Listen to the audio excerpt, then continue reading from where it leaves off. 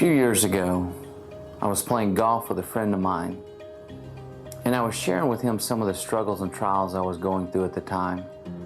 And at one point he turned to me and he said, "You grew up without a father, didn't you?"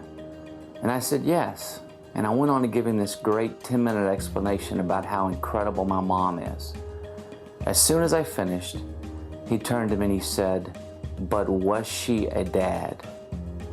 It was at that point that I really began to understand the significant and lifelong impact of growing up without a father.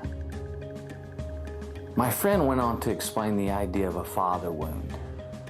He said that many people are wounded by their dads because of their dad's words or actions. Maybe it's a girl who's become promiscuous, never hearing the words "I love you" from her father. She's willing to do anything to hear them from a man.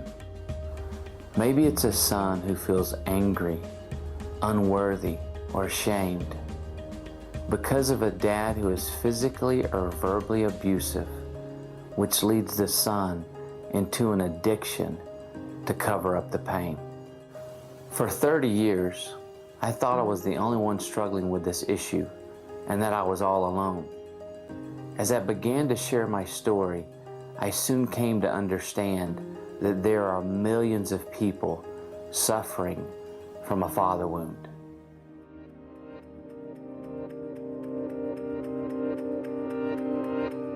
And I discovered the absent father epidemic, which was much bigger than I ever imagined.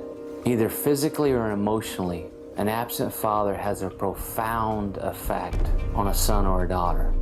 A lack of words, a lack of affirmation can be a curse.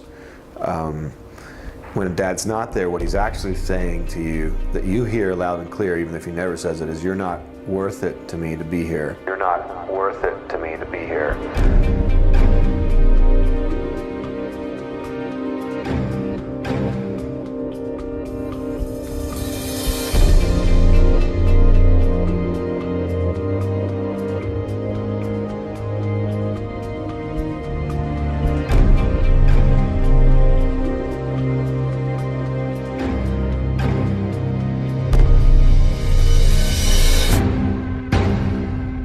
So as I got older, I live in the neighborhood where I'm from, Second Ward.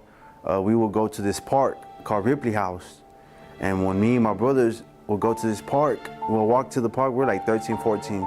We would see these dudes hanging around smoking weed. So when we would go that way, they would stop us, "Hey, come over here."